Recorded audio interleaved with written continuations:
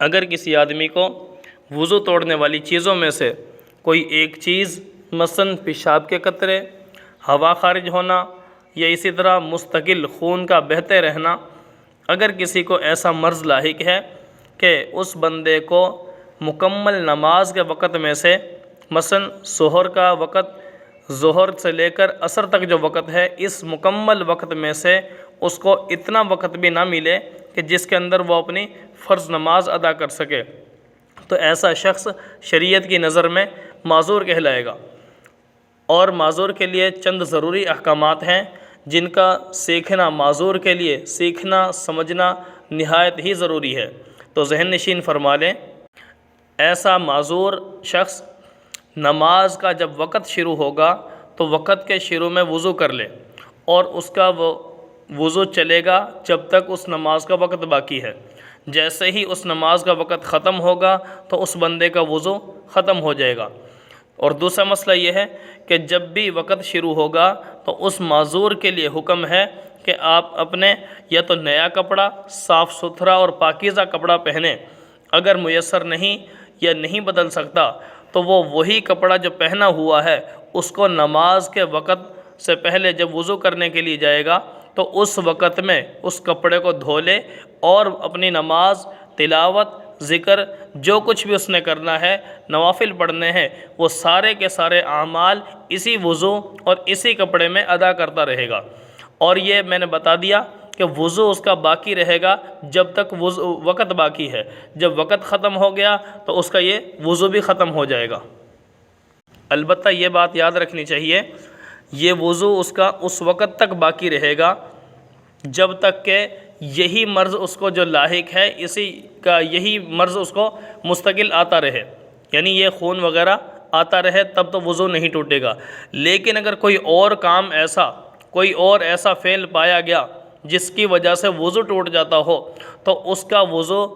اس فعل کی وجہ سے، اس عمل کی وجہ سے ٹوٹ جائے گا۔ مثلاً معذور بنا تھا یہ پیشاب کے قطرے کی وجہ سے، لیکن اس نماز کے مکمل وقت میں اس کے ساتھ یہ مسئلہ پیش آ گیا کہ اس کو ہوا خارج ہو گئی،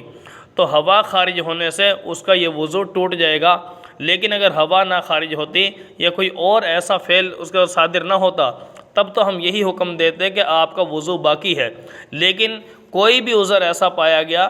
کوئی اور ایسا مسئلہ اس کو درپیش آ گیا، مثلاً خون نکل آیا یا اسی طرح کوئی اور ایسا عذر آ گیا جس کی وجہ سے وضو ٹوٹ جاتا ہو، تو اب حکم لگایا جائے گا اس معذور کو بھی کہ بھئی آپ کا وضو ختم ہو چکا، اپنا وضو دوبارہ کر لیجئے۔ اسی طرح ایک مسئلہ یہ بھی ذہن نشین فرما لیں کہ جو شخص ایک دفعہ معذور کے حکم میں آ گیا، جس کو شریعت نے معذور کا نام دے دیا، اب وہ اس بندے کے لیے وہ مرض اگلی نماز کے وقت میں مستقل جاری رہنا کوئی ضروری نہیں ہے۔ ہاں اگر مکمل وقت میں ایک دفعہ بھی اس کو یہ عذر پیش آ گیا، یعنی اگر قطرے کے مرض کی وجہ سے اس کو معذور کہا گیا تھا، اگلی نماز کا جو وقت گزر رہا ہے اس وقت میں مکمل، جیسے پہلی نماز کے لیے ہم نے حکم دیا تھا کہ مستقل مکمل نماز کے وقت میں سے جو اس وقت کے فرض نماز ہے، وہ فرض نماز بھی بوضو پڑھنے کا موقع نہ مل سکے تو وہ شخص معذور کہلائے گا۔ تو اس طرح اگلی نماز کے لیے اتنا اس کے لیے اس مرض کو لاحق ہونا ضروری نہیں ہے، بلکہ اگر پورے وقت میں ایک دفعہ بھی قطرہ آ گیا تو اگلی نماز کے وقت میں بھی یہ معذور کہلائے گا۔ لیکن اگر ایسا ہوا کہ اگلی نماز کے مکمل وقت میں اسے قطرہ بھی نہ آیا،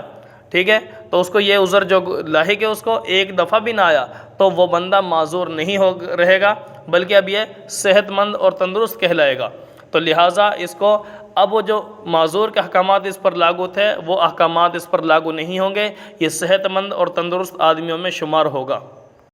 اسی طرح ایک اور مسئلہ ذہن نشین فرما لیں کہ معذور آدمی وہ مقتدی تو بن سکتا ہے، امام نہیں بن سکتا۔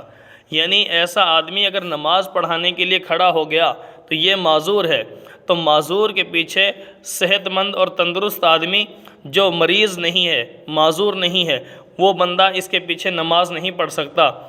اگر اس نے اس کو امام بنا لیا یا یہ خود امام بن گیا اور جن لوگوں کو نماز پڑھا دی ان لوگوں کی نماز نہیں ہوگی، کیونکہ شریعت کا حکم یہ ہے کہ معذور کے پیچھے غیر معذور یعنی صحت مند افراد کے لیے نماز پڑھنا جائز نہیں ہے۔ اسی طرح ایک اور مسئلہ ذہن نشین فرما لیں، اگر کوئی آدمی معذور ہے پیشاب کے قطروں کی وجہ سے تو اس کے پیچھے دوسرے عذر والا، یعنی ایک کو تو مرض لاحق ہے پیشاب کے قطروں کا اور دوسرے کو مرض لاحق ہے ہوا خارج ہونے کا، تو لہٰذا یہ اگرچہ دونوں معذور کہلائیں گے لیکن دونوں کا آپس میں ایک دوسرے کے پیچھے نماز پڑھنا ٹھیک نہیں ہوگا،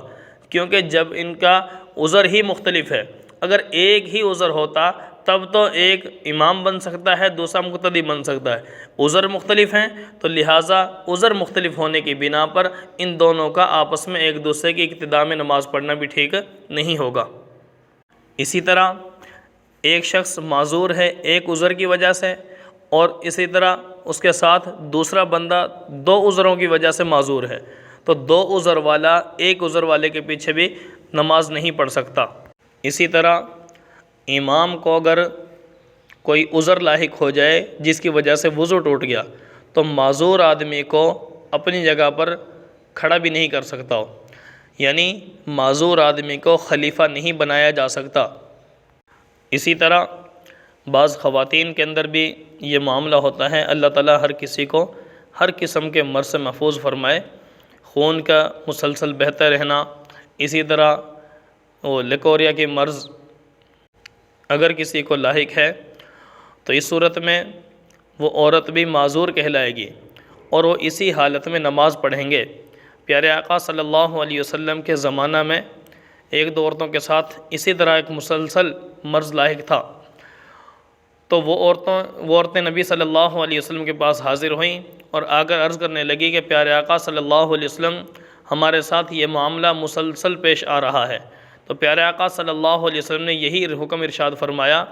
کہ آپ جب نماز کا وقت داخل ہو جائے تو ایک دفعہ وضو کر لو اور نماز اسی حالت میں ادا کرو، اگرچہ تمہارا خون تمہارے مصلی اور چٹائی پر گرتا رہے، اس سے پریشان ہونے کی ضرورت نہیں، کیونکہ یہ اللہ رب العالمین کی طرف سے